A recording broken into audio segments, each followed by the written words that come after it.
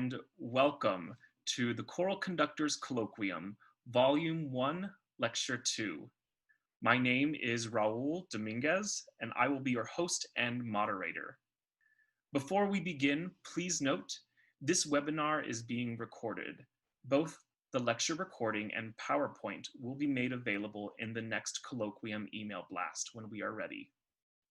I'm happy to announce that the University of Colorado Boulder is now ready to offer credit through their Department of Continuing Education for those who attend all 5 lectures.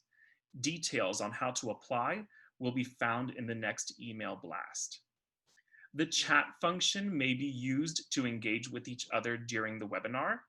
At the top of the chat window, you will find a link to today's handout. Today's lecture will be about 1 hour long, followed by a 15-minute question and answer session. Please submit your questions at any time using the Q&A button found in your toolbar. Priority will be given to questions about today's topic. Questions submitted to the chat room will not be considered. We will use several videos throughout the presentation today. If you have a slow internet connection, you may experience a lag in the video's performance. If this happens, rest assured, the videos will perform adequately in the lecture recording. Thank you to our sponsors, Jeffrey Nytch and the Entrepreneurship Center for Music, and faculty sponsor, Director of Choral Studies, Dr. Gregory Gentry from the University of Colorado Boulder. Now, it is my sincere privilege to welcome the Professor of Music and Director of Choral Activities at Ithaca College, Dr. Janet Galván. Thank you so much, Raul. Good afternoon. It is my pleasure to be here. As some of you might know, I met Raul when I conducted the Texas All-State High School Treble Chorus, and he was singing in the TV chorus. Small world, that same TMEA, Anton Armstrong, who led off this colloquium so brilliantly, conducted the mixed chorus. So clearly, these early experiences have a huge effect on students that were both part of this colloquium. A year ago, Raul completed his master's at Ithaca College, and all I can say is that the force is strong with this one. Choral music has a bright future with people like Raul as part of it. You also might know that I've done many sessions on movement, and generally, I make sure that everybody's active, and I have to say this is the first one I have ever done sitting down. But it's such a vast topic, so each time I do it, I try to highlight different things, but at the same time providing philosophy, the underlying philosophy information. So, yikes, wait a minute. There we go. Sorry. All right. So, starting with the brain, a short bit about the brain. I do not do presentations on the brain, but I really try to do a lot of reading and research. I've obviously read a lot of Eric Jensen as well as other people. But basically what I find is that this research on the brain with wonderful presentations by Charlene Archibek and Deborah Glaze and Jeffrey Benson, they all do presentations on this. Basically what I have found in my reading is it just reinforces what I knew intuitively. So you can see some of the things. I love, Jensen talks about the traditional practice of sit and get, where you just sit there and take in information. But you can look at that, and I do have resources as well if some of you are interested in those. So I've got a lot of things here about music in the background, but I want to highlight 3 ideas. The second one, movement helps remind the body of what it did naturally. When you watch children, like at a band concert, they do what I call the dirty diaper dance, and I will stand up for this. They stand there and they sort of through this sort of thing, and they're going up and down with the music. And I can remember at the first outdoor band concert I ever went to at Ithaca College, there was this couple, they had their little girl there, and she was dancing, and they were sitting on a sloped hill, and the parents were afraid she was going to fall down. So they told her to sit down, and she would stand up and do it again, and they kept getting her to sit down, and finally she had Snoopy dance. And later this couple became really good friends of mine, and I reminded them about that. But what normally happens is children respond that way in concerts, and then their parents want them to be civilized, so they tell them to sit down, and people get then civilized, so they don't respond naturally to music. And then we as music teachers and dance teachers spend the rest of their lives trying to get them to do what they did naturally before they were taught not to do that. Also, the second idea is that using movement allows us to empower and become a facilitator.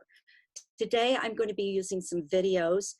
What I learned in preparing this is I had just dumped a lot of videos that I had just filmed for my own use, but we're so busy that we often don't record what we did. So these are a few years old, but I think they'll get the point across. And so I think within that, you will see how this idea of empowering and becoming a facilitator can work. And then the other one I want to highlight is the third one up from the bottom. Movement allows rehearing in the rehearsal. I completely understand that the root of rehearsal doesn't really mean to rehear, but I think it's a really fortunate spelling. And so my goal in every rehearsal is that the students or the singers hear something in the music that they've never heard before. And I think if we go for that, then rehearsals aren't an endless set of repetitions. You might sing the same portion, but you're working on something different. You're highlighting something different. And I find movement to be an incredible way to be able to do that. So how do we begin? If your students have never moved, they might be hesitant.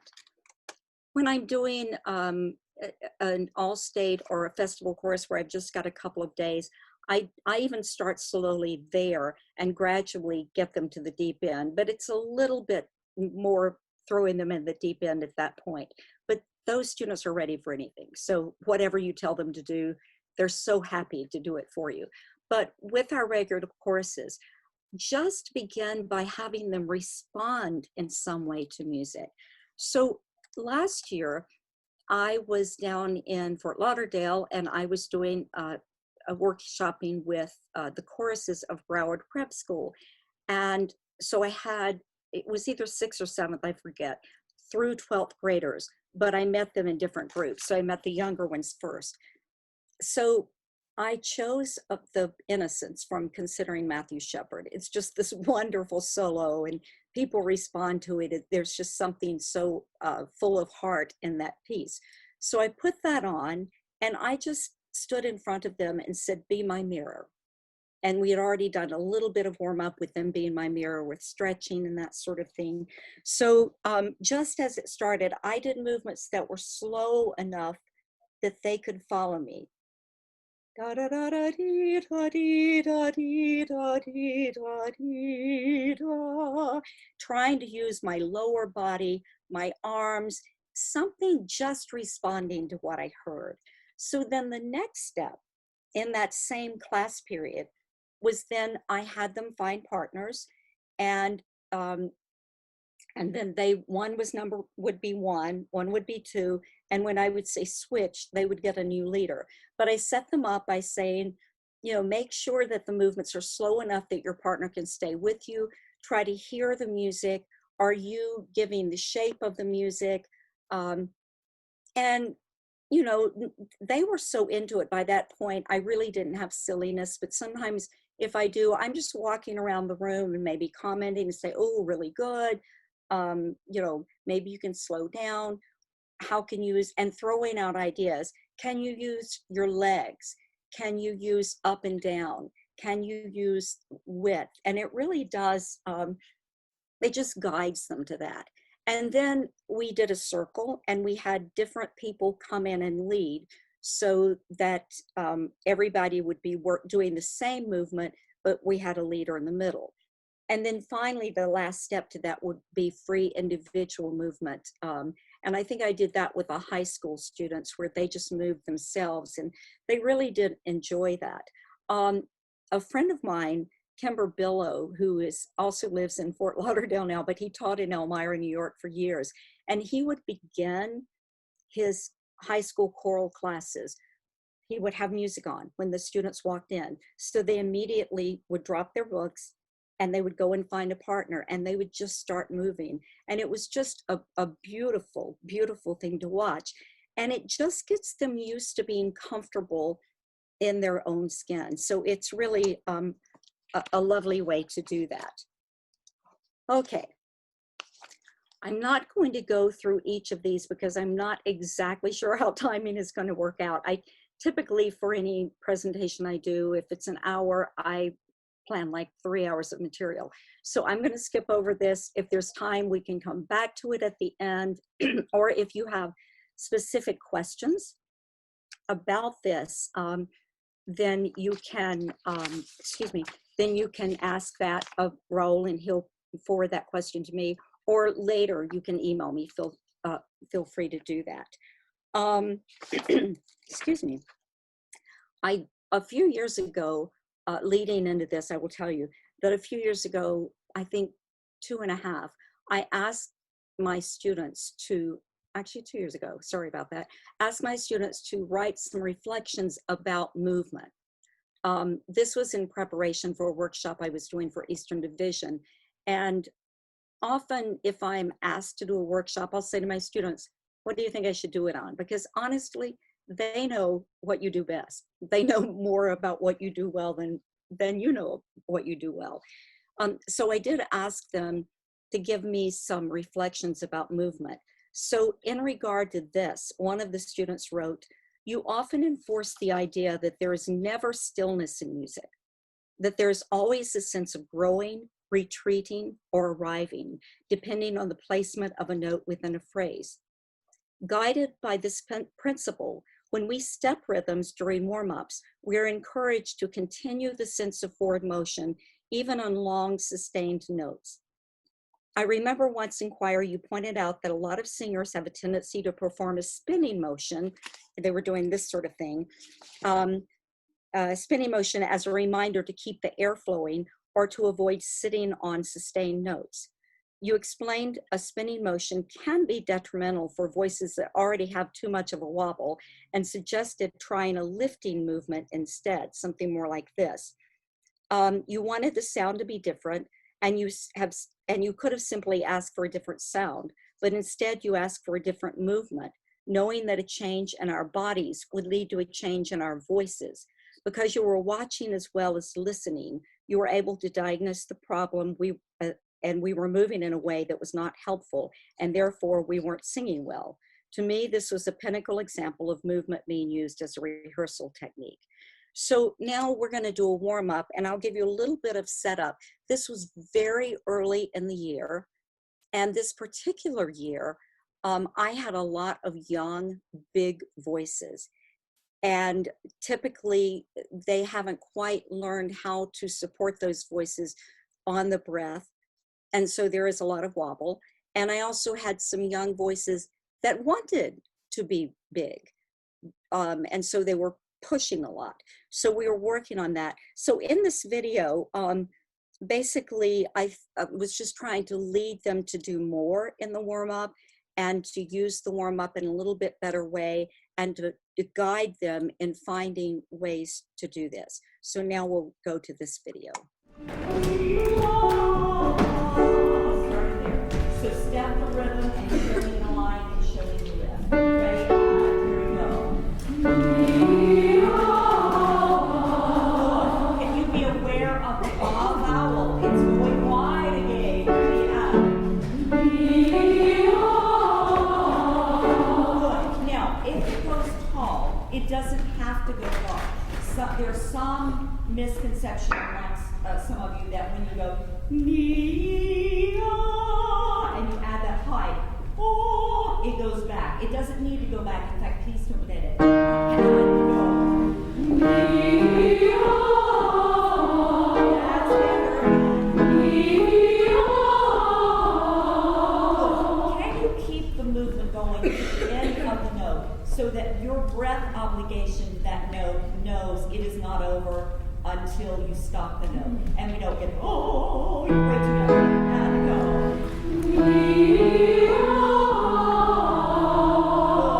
Aware of the vowel as you do that. And in fact, this movement can even help remind you of long fall vowels, right?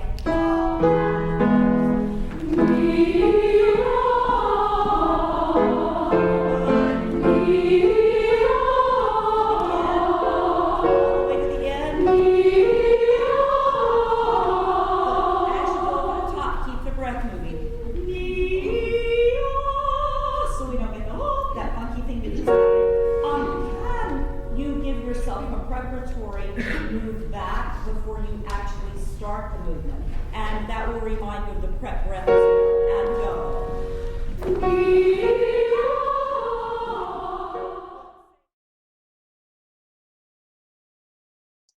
Great.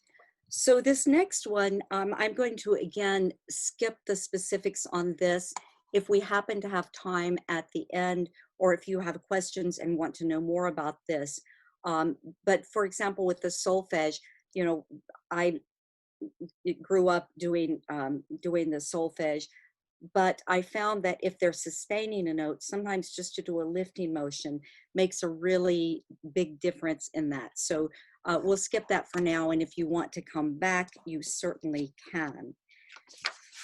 Now, this is the idea of the next step toward getting them to move. Sometimes it's just a matter of proximity to get that rehearing. So again, their authorizers are out of their seats or however their normal arrangement is with you, but they're changing that. So sometimes we rehearse in big circles, sometimes in circles. I have my group divided into octets. I have both my groups. When my larger unbalanced group, I had it at the college, we couldn't do octets because there were between 160 and 200 all the time, but we did family groupings so that they could be in circles of those family groupings or circles of their octet. There is mixed formation, and we do a mixed position and a sectional position. And generally how we stand in the performance is how we feel it's the best way to deliver that piece of music. But sometimes that varies within the rehearsal. So for example, we know we're going to be a section. I remember this Kodai piece I did with my youth choir, and I was sure that sections would be the way that we would sing it in concert, but there were intonation issues. So then I had them go to mixed position, and we loved it so much that I changed my mind and thought, you know what, we're going to do it like this in concert. It helped that much. Then the night of the concert, we were warming up, and I said, let's get back in sectionals. It was so much better than back in their sections. And sometimes if you rehearse in that mixed formation, going back the sections, they remember, they have that oral memory of what it was like to hear all the parts around them. So that's very helpful. Then sometimes it's simply first row face second row, third row face fourth row. Tenors and altos, look at one another, sing these phrases back and forth. Basses, will you come over and sing right in front of the sopranos? Sometimes I'll have rows of people, tenors this way facing sopranos, basses this way facing the altos, or however it might work. Moving sections to the proximity of what they need to hear in that rehearsal, and then varying how one piece is rehearsed. So right now I'm going to give you a rehearsal. This was several years ago with the Ithaca College Choir. This has to do with proximity. So what you won't see in the video is what led up to this, because we were really in the learning process of the piece. So I wanted them to hear that the sopranos and tenors were in duet. So I had them standing with the tenors on this side of the circle, the sopranos on this side of the circle. They were facing. We started singing that. Dan Forrest, Entreat Me Not to Leave. It's beautiful. And I said, if that's all there were in this section, it would be an amazing piece. Then we put the basses around them, and they provided this beautiful harmonic underpinning for that duet. And that was gorgeous. And I said, and that would be enough. It's even enhanced. But then the stinger is the altos have this beautiful counter melody that comes from earlier in the compositions. It's just beautiful. So we added that, and then this is the final. They're not moving, but they are hearing what they should hear in the proximity that I thought it worked best. So we'll roll the video now.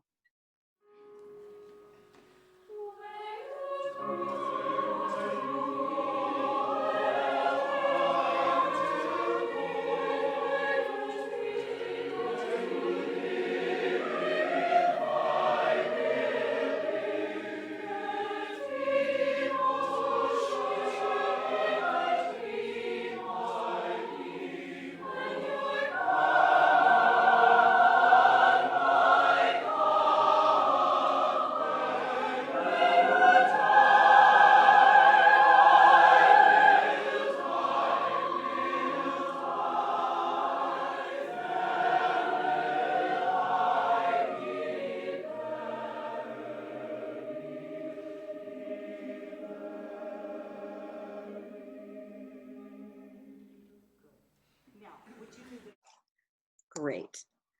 So you can see how the altos were in the middle and they were singing that counter melody out to everyone else who was facing inward. So it just gives a visual picture, which helps the visual learner to actually see how the pieces put together. So now as an aid to phrasing, so now we take this next step. You can begin simply having students step the rhythm with their arms showing the phrases.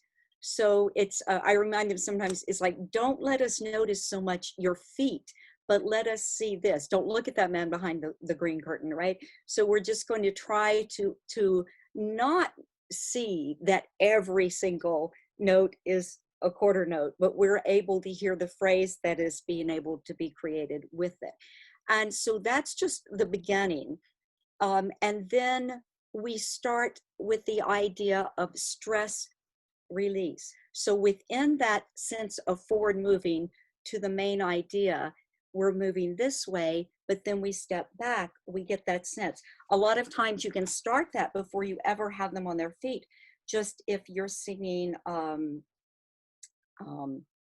know, weather, if you want the stress, you can simply have them do it with their hands. In the old days, before COVID and before flu season, you could actually have them touch the hand of another person and push and release. But we can do that. Also, often I'll have my students step the subdivision to really lock it in, so that it helps rhythm a lot, because I mean that's a lot of what Shaw was based on, singing that subdivision, but stepping that subdivision to lock it in and really get it right. But also, by stepping that subdivision, it keeps that forward movement going as well. And then, as I said, stress release. Sometimes I give them a choice. It's free. You can step the beat if that helps you and show the phrase, or you can step the rhythm. But be sure, if you ask them for the rhythm, do comment, look at what they're doing and give feedback, just like warm-ups. You know, if you're not giving any feedback to warm up, maybe it's better not to do them. So we want to be building and scaffolding with all of this. Working in small groups, devising movement to show phrasing. So they sometimes do circles up and down, in and out, together, spinning lines. So it seems like, wow, that takes a lot of time out of rehearsal. But I actually did this when I did the session at Eastern Division. I had people get together, and they came up with a choreography for a small section of David Bruner's. It's David Bruner. I'll think of it later. Sorry, I just went blank on that. But anyway, they came up with a choreography to match that. So what does that do? It's so cool to walk around as they're working. Usually I give them like 5 minutes, 6 minutes, work on it, and we'll start with a small section. And then I walk around, I'm listening, and they're talking about how the music is put together. Oh, well, you're singing that part. Oh, we're together. And then the follow-up to that is then we take the time to go around and we all sing as each group does their choreography. And then the students comment on that, and they say, you know, what they liked about it, how they thought it supported the music, how they thought it represented. So they're really analyzing the music. And I've done this with really young groups. They are able to do this. Obviously, it's going to be a little bit different level. Then the rope pull. This is one of the favorites. And again, pre-flu season, pre-COVID, what we would do is you would take someone's hand, and I generally decide who is going to be opposite. So, you know, hold up a 1 if you're soprano, a 2 if you're an alto, and sometimes we're in groups of 4 with the rope pull for each section, and sometimes we are specific ones, tenor, bass, soprano, alto, however it happens to work. But basically, they hunker down, as my dad would say, sort of bend the knees, and you reach out and you take that person's hand and you pull when you think your part is the most important, and you allow yourself to be pulled when you think it's not. My colleague Larry Dobler did this a lot as well, and we both love this exercise. And so I can remember once I was doing it with my youth choir, doing it with my youth choir, and we were doing the, from the Pergolesi Stabat Mater, the Quando Corpus. They sounded terrible on the first run through. And so I said, okay, let's find a partner, hold up a 1 if you're soprano, 2 if you're an alto, and it's fine if you're uneven in numbers. 1 soprano can handle 2 altos. So they stand there and they sang it. It was so much better. So I asked them, I said, wow, that was so much better. What did you experience?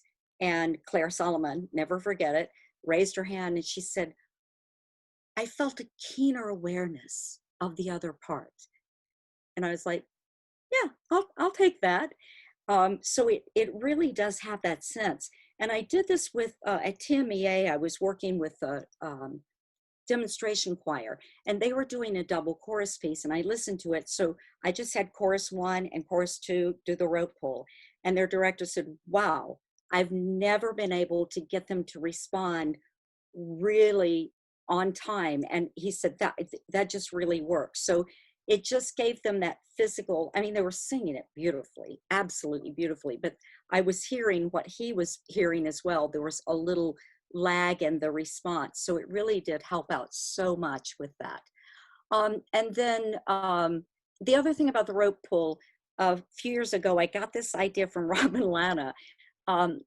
She was doing an exercise and she was using these stretchy colored pieces of cloth. And I asked her where she got them, because immediately I thought rope pull in flu season. And she had gotten them from the CCM ORF student group. They had them, but the fabric was very stretchy. It was like hose, like a women's hosiery in different colors. So I've done that. But what often, and you'll see this in one of the videos coming up, during flu season, it's not quite as satisfying, but we don't touch, but we just simply mimic the pulling back and forth, but don't actually touch hands. Sometimes I'll just choreograph an entire piece, and that shows the form. I can remember one that I had such a great time doing was a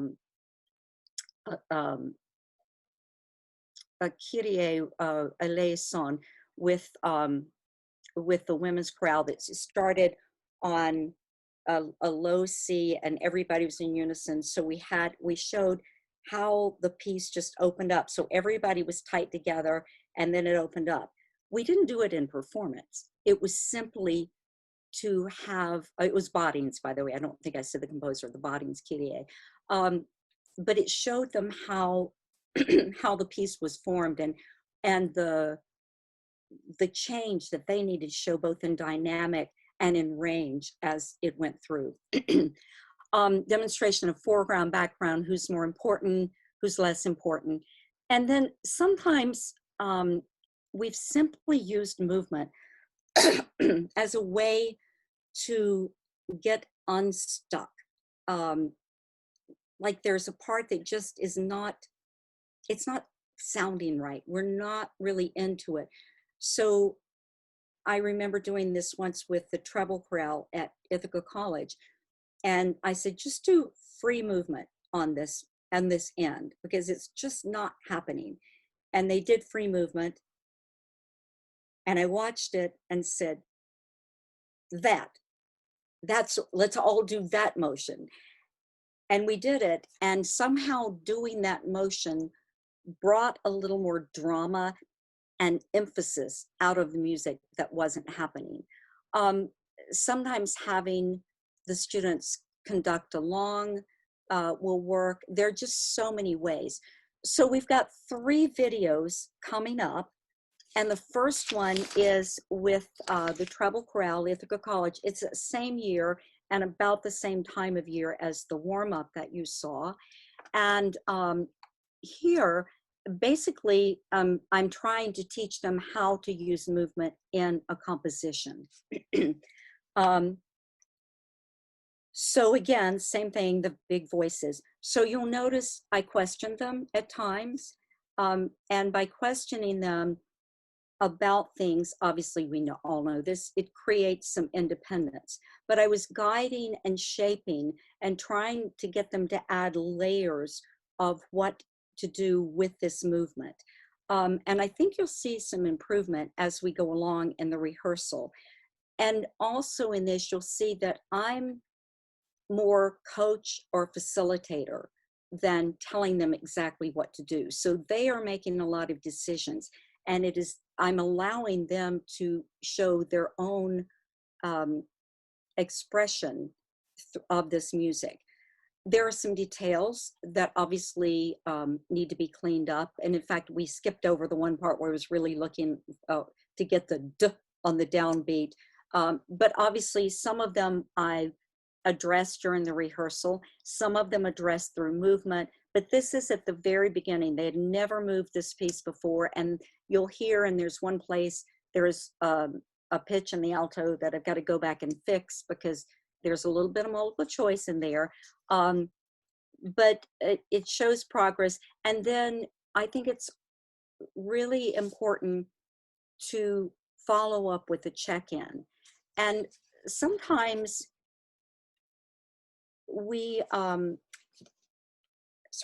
sometimes we have trouble when we ask them, how did you feel about that?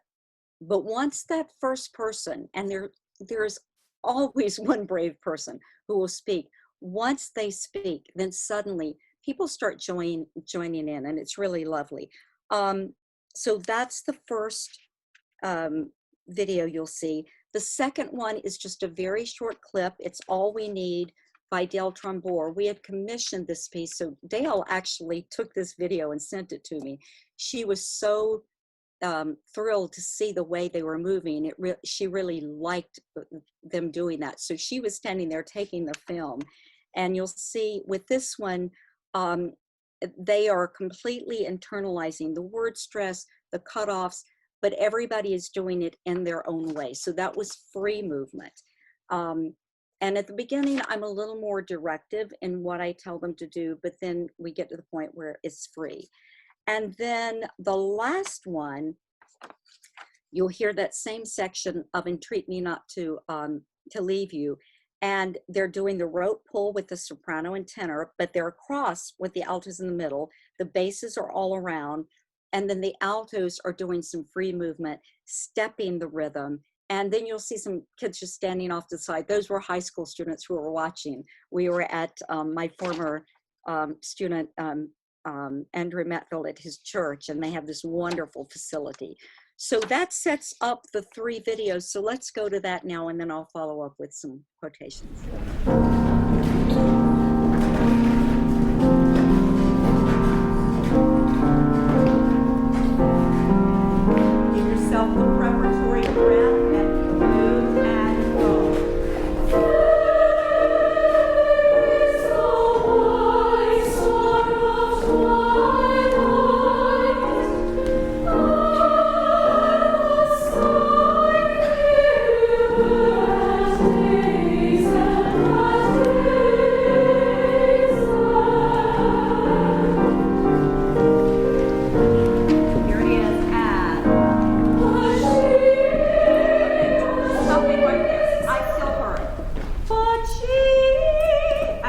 hear more. And 1, 2. So you're going this way from the beginning. So get started. And also, some of you did a beautiful job of that preparatory breath and move. Make sure that that shoots you in the direction forward. So from that beginning.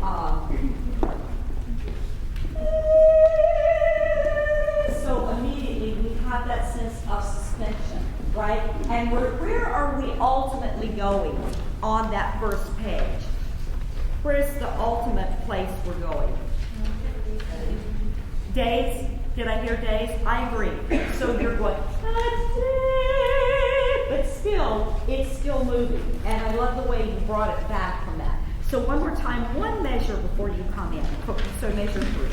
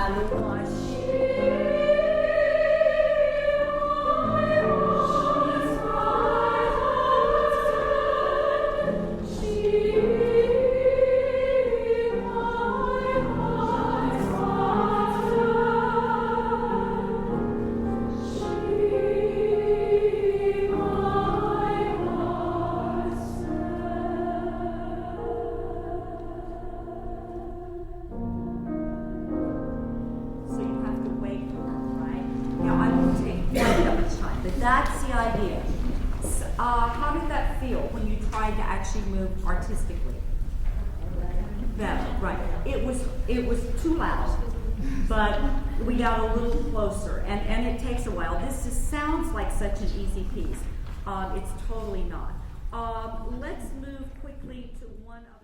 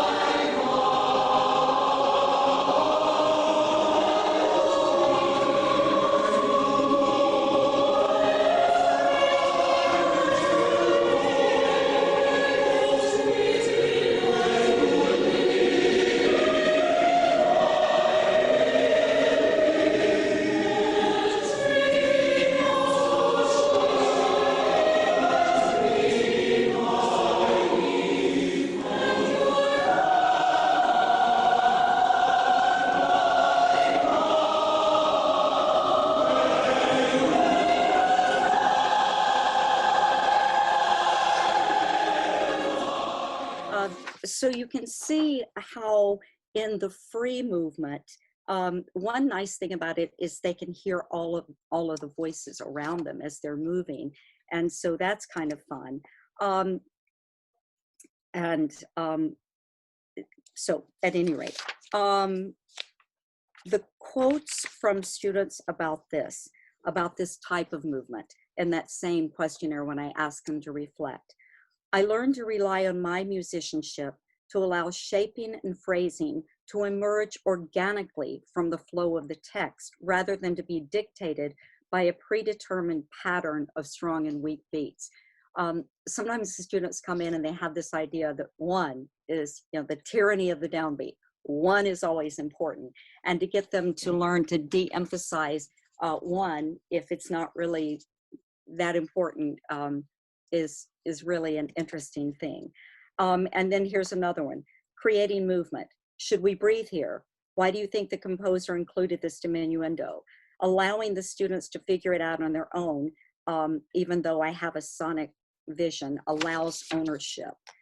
And then working in groups, another student made this comment. In terms of gaining musical independence, I enjoyed moments of collaboration within our octets. I found the conversations we would have in those groups very stimulating and helped me realize why the people, parts around me were making vocal or physical choices they were making in new ways. Beyond that, it helped me gain a better sense of how to sing with those around me. So again, if you can't use the octets, you can find within the family groups. So then moving forward, other uses of movement. Certainly, I talked a little bit about it, internalizing and clarifying rhythm. I described in the chapter that I wrote in the book that James Jordan edited and Michelle Holt, that we were doing Las Amarias, and there's that rhythm where this one group is on the beat and one is off. So I actually made up a little dance where they were facing one another and they were just stepping 1, 2, 3, 1, or so it's front, front, back, back, back, front, front, 1, 2, 3. It's just a little salsa move. And then they did that opposite.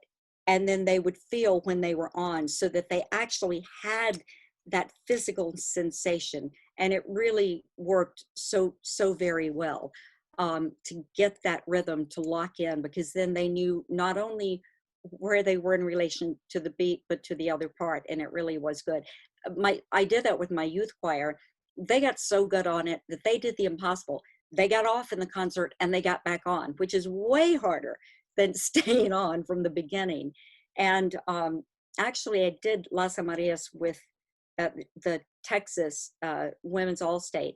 And there was one teacher there that said, why didn't you teach this to them before? And I said, because I wanted to lay the foundation of this rhythmic. And he was, really kind of amazed that they pulled it off and memorized it, but they were and was Texas All-State to begin with, but they were so on it. And they loved doing that movement and actually seeing that in relation to the other part. And so again, we did a bit of choreography of that section that I made up with the altos, the second soprano and at the end surrounding, they were singing the melody, and then the two parts that were in opposition of the alto and the first soprano. Certainly as an aid to style and cultural context. That's one of the things you look at. What typically do people do in this tradition? And do they move? Do they stand still? I remember my first ever International Federation of Choral Music, going to that conference and just sitting there thinking, oh yeah, most countries don't dress all in black and stand still. It was just beautiful to see people moving in such incredible ways, and then to bring the music off the page. So what is it that we want to communicate with this piece? What are we trying to communicate to the audience? Because ultimately, that's really what we want to do. I don't know what I just did. I did a very weird thing, and I'm sorry about that. But one thing I have found in the movement that the movement in rehearsal leads to organic movement. So oftentimes what we end up doing in the concert is it's very organic. It comes right out of the rehearsal process. So if we do a piece that is choreographed by the group, or it just sort of happens, sometimes it'll start, I'll see a student moving freely and I'll say, oh, I really like that. Could you show us what you're doing? And we all try to do it. But it just really does help with that and helps us figure out how we want to present it. And we've explored it in so many different ways. There's something I was going to say about that. The other thing that I have found, and this is just an aside, not that you're all trying to raise conductors, but I think doing all this movement and showing the stress release and showing the phrasing, it naturally leads, if they've been doing that for 2 years before they take that first conducting lesson, then suddenly having that left hand show that stress release, it's not a new idea. It's not a new movement. So I think it really helps set them up for that and make them just feel more comfortable with their bodies and be more excited. So we're not going to show these today, but I've got some links here and given you several different things. The one that Raul put up for promoting this whole session was the choreography with added dancers. And just watch that, even if you never plan to do this piece, because the lifts that this dancer did was, I've never seen lifts like this. It was unbelievable. But not only did he do the ballet, but he also choreographed the choir. It was, they just moved. It wasn't very much, but he did that. And just for information, the soloist, the tenor soloist on that was 17. He was a sophomore in college, 17 years old, with this unbelievable voice and freaking brilliant. It just makes you say, okay, I'm unworthy. And then the second one, hearing, I think after they've done this movement in the rehearsal, I think you can hear the movement in their sound. I really believe that in the bottom of my heart, that you hear that. You hear that sense of movement through the sustained notes. I really think that's true. Just as if you rehearsed a piece for the form, you know, you hear musical understanding in the performance. You can hear that.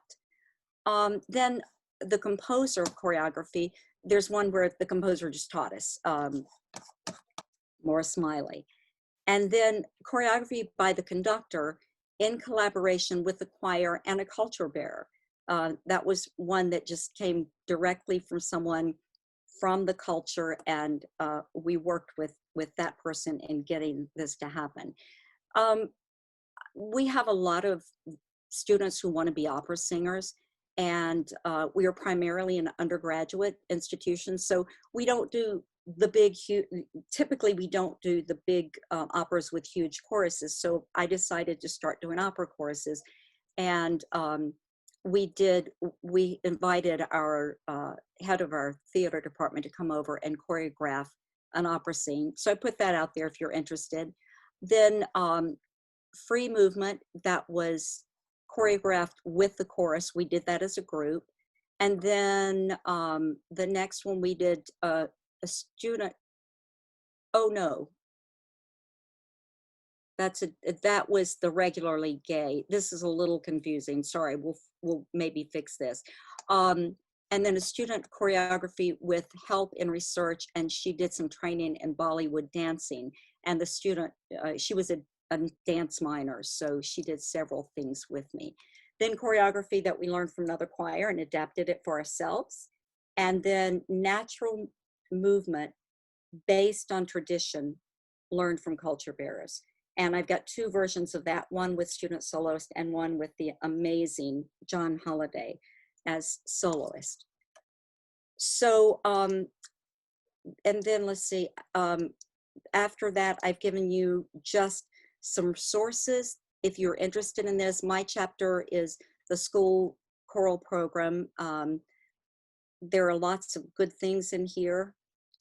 Lisa Billingham is has done a lot on Laban. So that is the end of that. And I actually think I finished about 6 minutes early. So we can start on questions, or I can go back to one of these sections and fill in a little where I didn't before. So Raul, I leave it to you. Sure, Dr. Galván, how about we actually go back to the small steps slide early on in the presentation so we can just cover some of those basics. Some of our questions that we're getting so far ask on how to start the movement. And so perhaps this will be, Great. we can tie this in. Great. So pretty much every voice teacher I know does some sort of movement.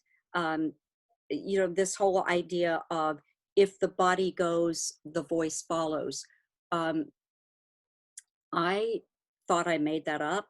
And I was talking to my friend who teaches on the voice faculty of Ithaca. She said, "Oh, did you ever study with Phyllis Curtin?" And I said, "I did a master class with her as a freshman." Apparently she said that all the time. So that's probably where I got it and just didn't even realize it.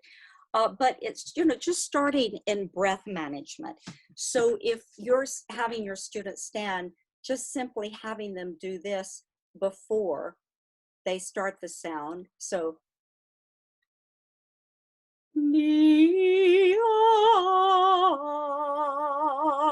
so just simple things like that to start with breath management, or, you know, just putting, obviously, you know, some of these putting hands here, watch expansion. And then I take that and take it into steps. So one of the first things we do in movement at the beginning of the year is we just do a simple 5-note descending. So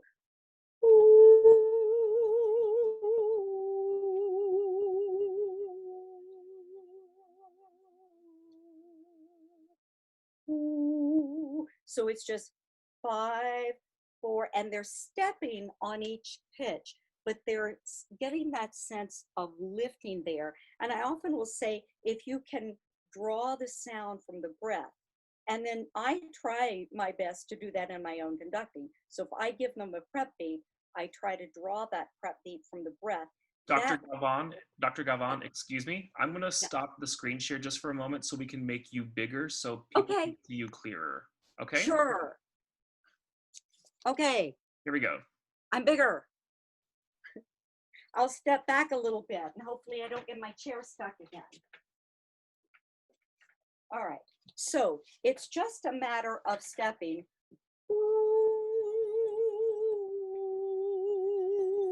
And I try to gradually get them to be a little more graceful. So if I sing the first, ooh, this one is starting as this one begins.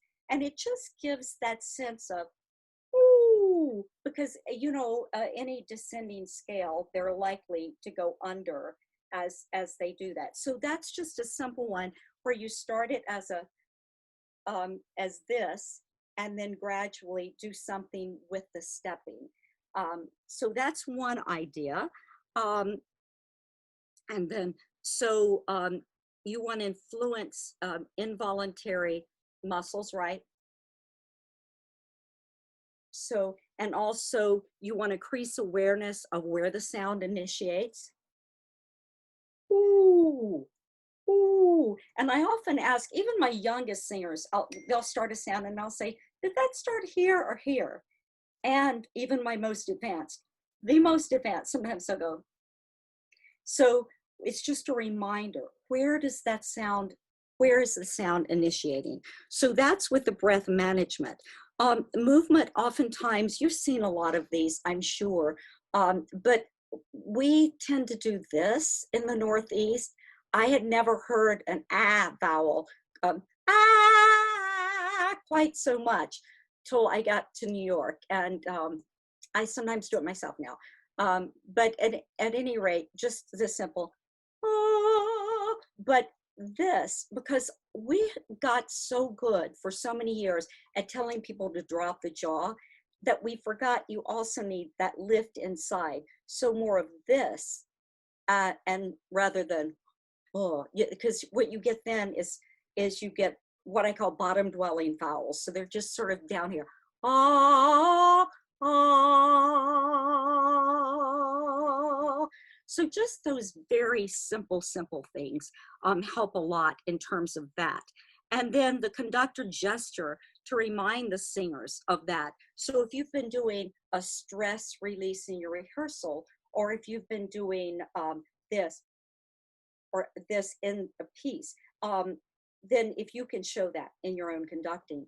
And sometimes I've even stopped at the end of every phrase and allowed the students to get a breath. So there's that. And I'm watching the time carefully because I think I've got 1 minute. So with vowels, again, sometimes we'll do a movement to re-articulate on sustained notes.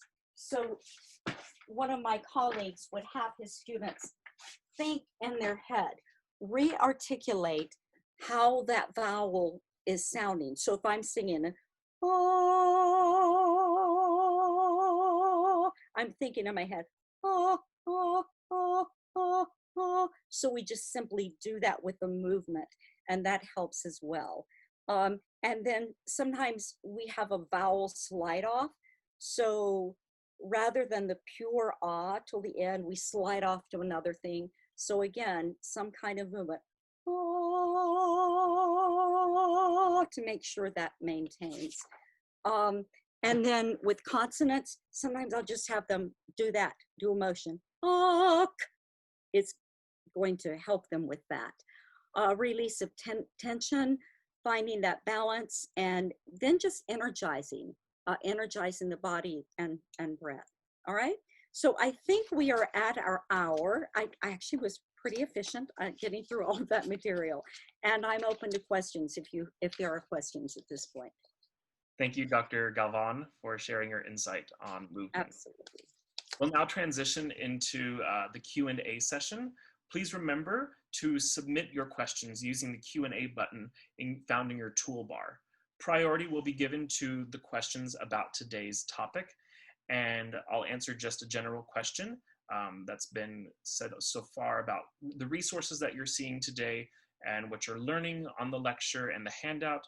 If you are on this webinar and you can see us on Zoom today, please know that you will receive all of the resources post-lecture when we are ready to send out the recording, the handouts, and the information presented today. You'll receive all that for free, which is the beauty of the Colloquium. So our first question, I'm going to combine a couple. We have participants like Allison Zima and Michael Vaughn and several others who have asked about starting movement or movement with choirs that have never done it before. Perhaps their choirs are lacking in confidence, they don't feel comfortable moving, and what are ways to elicit the desired response from your ensemble? I think really starting small, just starting with in-place movement. And, you know, I laugh because I've been living in New York many, many years, and I always tell them, you don't have to be a dancer, you just have to be a mover.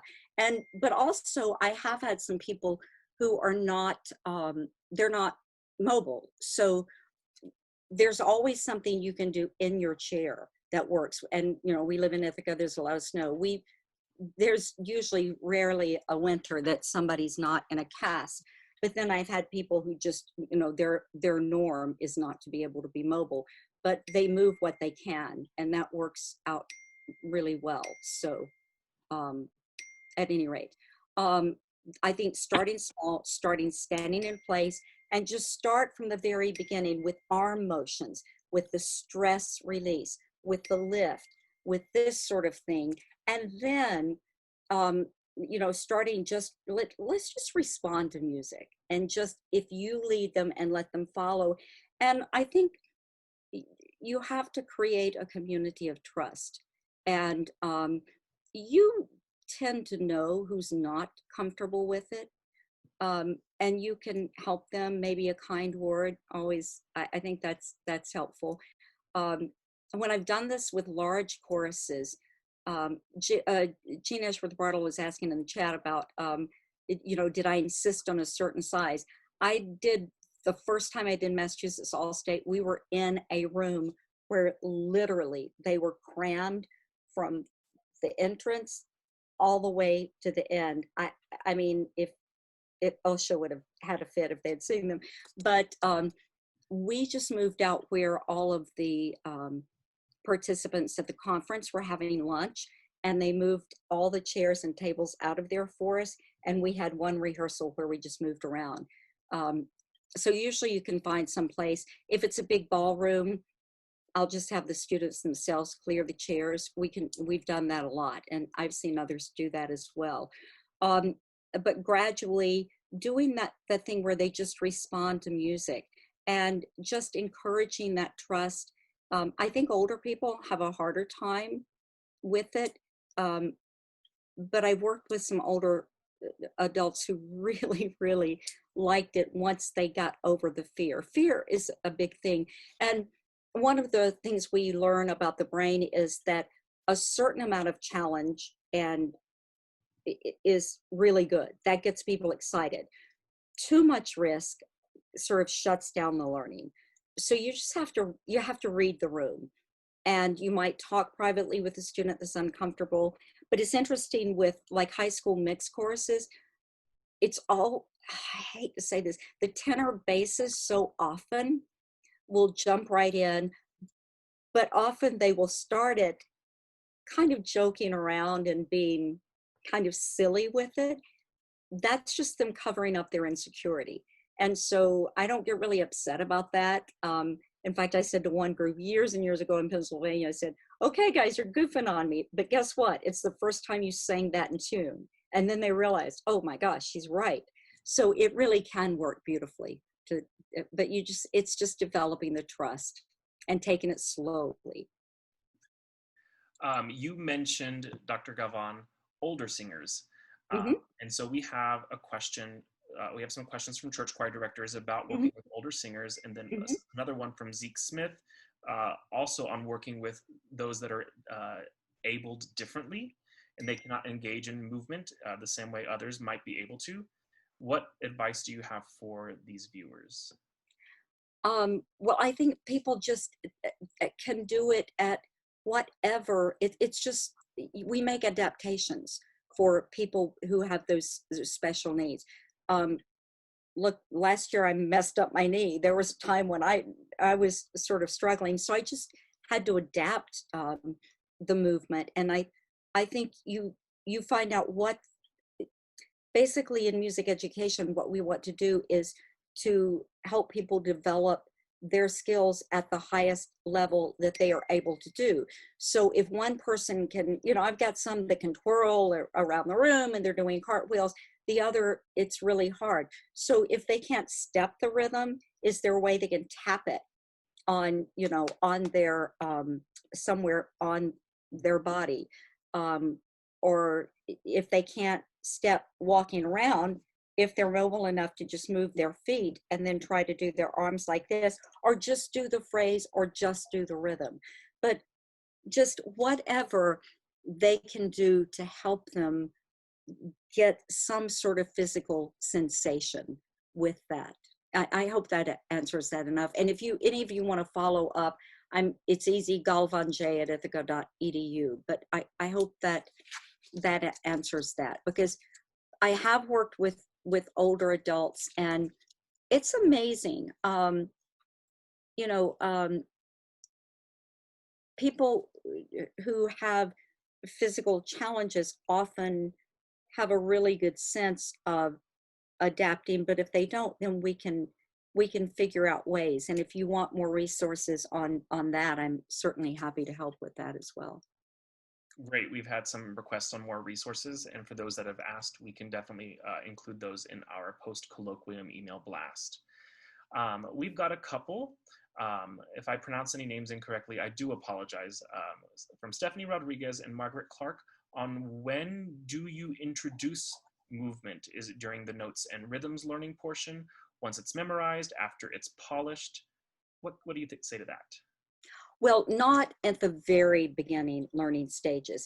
In that, I tend to have them in circles by section. but we often learn pitches in that way. They have to have a certain level of comfort with the piece.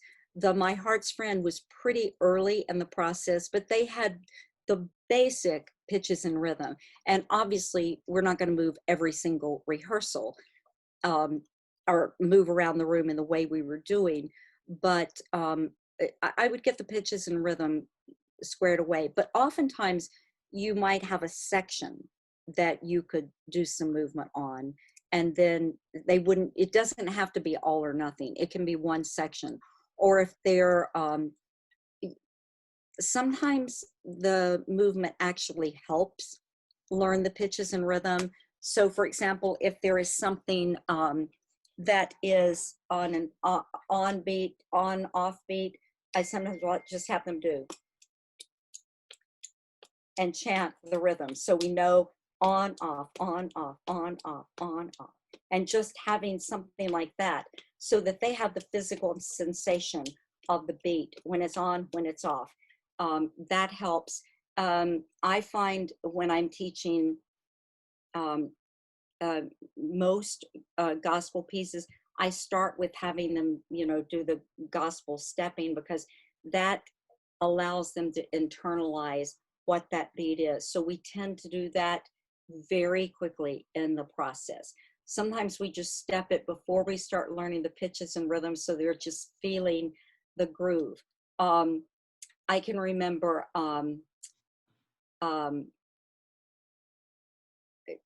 teaching something that's like a mixed meter, like Nishka Banya, just starting with the movement, just moving to the sound before we start actually learning the pitches will help. So that helps a lot. From a conductor's perspective, perhaps. Oh, I'm so sorry. So yes, so we start sometimes in the process, and then once they've got it, if there's that feeling of stress release, they can still do the rope pulls, those sorts of things. Once we get into the more choreography, they pretty much have to have that under their belt. So I use it at various processes, and what movement I choose to do depends on which section, where we are in terms of that.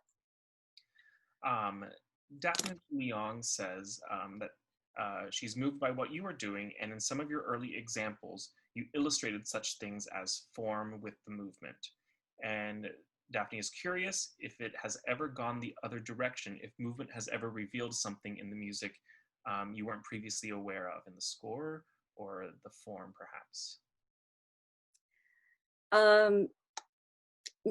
Not generally, but I'm not so much something I'm not aware of in the score. I'm kind of a nut about score study, so I not that I see every single thing, but I think it sometimes reveals a slightly different interpretation, if that makes sense. Like we'll realize the score, and then it's like, oh, I'm hearing this differently now that we've moved it. I don't know if that answers the question, but I do think it can make things happen. But mostly, sometimes, I try to set the rehearsals up as a series of challenges to be met, and it's my job to help the students meet those challenges. And I will do that in whatever means I think is best. And so movement is certainly not the only technique I use, but it's a good one. And oftentimes I'll say to the choir, oh, we just need to get this on its feet. And they'll go, yeah. I mean, they really feel that, that freedom in singing. I do think it frees the voice so much, because I don't know, they're a little less uptight. Maybe they're worrying about something besides their technique. They're worried about whether they look silly or not. And the other thing is, I do think start it slowly and make sure to build that community of support. Great. She responded and said, yes, interpretive things, not the score details, so my bad. Yeah. No, we do find some things in there. Yeah. For conductors, so we talked about earlier, you know, getting students feeling comfortable with movement and whatnot. How about on the other side of the podium, getting a conductor who's never rehearsed movement? How do you find any advice on getting them comfortable in teaching movement to their students? You know, I remember there was one part in Las Amores, the alto part. I thought I personally would never be able to do that. I practiced that one page until I thought I was going to scream. But I knew I had to have it. So people used to say, oh, well, you've got a nice singing model. What do you suggest I do? And I very seriously say, take voice lessons. If you're not comfortable moving yourself, I would take a dance class. Or there's all these dance shows on TV. There's one called Dance It Out on Saturday morning. I love that show. I'm dancing it out every when that show comes on. But I just think put on music and move around. And then I would say try to move. I would sing each part and try to move each part and see what that feels like. And you know, I practice before I bring things to my students. For me, movement is a really natural thing and I love it so much. But, you know, I'm way better now than when I started. And, you know, I would just say learn what you can. I know that I watched, you know, when we do something that's from a culture other than mine and I don't know those particular moves, you know, I get online and I find dancers and I'm doing it. And then I look at myself in the mirror to see, you know, if I can do it. So I would just say practice, practice, practice, practice, watch, watch, watch, practice some more, watch some more. And, you know, it gets better. And some of his students teach me. I mean, they'll do a movement. I'll go, yes, that's fantastic. You know, let's do that. Show me how you're doing that. Great. And I think we will end our session today with a question that's been submitted by several, Shara Piper, and also our fourth lecturer, Maestra Dawala Simmons Burke, who's with us today. Hello. Dawala! We can't wait to have you on in 4 weeks. Rehearsing with movement in COVID times. How do you suggest conductors go about this, whether we are in-person rehearsals, or have you done this in a virtual setting, pre-recorded lessons, etc.? Yeah, we started, I actually did a body mapping session. I didn't, Leah Pearson did it because she's the one with the expertise. But we would start our rehearsals in Zoom standing up and, you know, I have this favorite stretch that I love that I got from a physical therapist when I tried to pick up an 89-pound piano. But putting your hands up like this, straight above you. I'm going to go way back in the room so you can see me. So putting your hands up like this, put palms forward, and then you try to turn them to the outside and push like you're pushing a wall behind you. That hurts so good. It is such a great stretch. And so that's a good one. And then we'll do this kind of thing, stretching, and we roll our shoulders forward and we roll them back. And sometimes I just say, let's stand and sing. And, you know, we would do just movements that I showed them.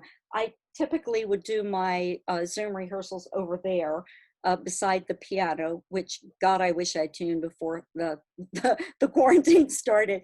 And I set my my computer up, you know, beside that.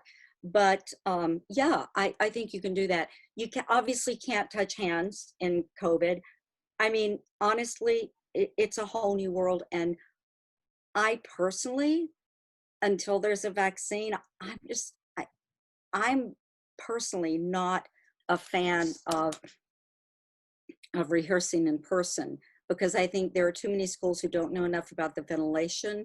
And I've read what happens to the lungs if you get COVID, and it's not good. I'm reading everything I can get my hands on, and I would rather do a year of virtual than to put me or my students in danger. I just think it's it's crazy. And so I think these reports that are coming out this summer is going to tell us a lot, but we're just going to have to maintain distance. So rather than do the group things, you know, we're just going to be have to do more of just this sort of thing and stepping in place. We're just going to have to dial it back for a year. And, you know, kind of breaks my heart, but I think we have to be safe. I'm too nervous about what could happen to the singers. Well, great. Well, thank you very much. And that is a wrap, everyone. Please help me in thanking Dr. Janet Galván for being with us today. Virtual applause, everybody. Thank you so much, everybody. Thanks for coming. Thank you again to our sponsors, and a special thank you to our viewers. We will see all of you in 2 weeks from today for our third lecture with Dr. Richard Sparks, an introduction into phrasing in Baroque music.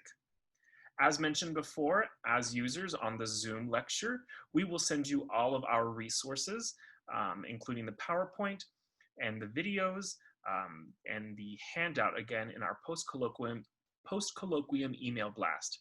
If you're watching us live on Facebook, you can register on our Facebook page and you will receive those resources once they are ready to be available. If you enjoyed this lecture, please share this learning opportunity with your friends. It is free. You can share our content and like and follow us on Facebook and Instagram at Choral Conductors Colloquium. You can also tell us how we are doing by taking the CCC post-lecture survey. There you will have a chance to also recommend a conductor you admire for the CCC Volume 2. The link will be in the chat in just a moment. I hope you will use what you learned today to put beauty into this world. Thank you for watching. Thank you again, Dr. Galván. Have a great day. Thank you, everybody.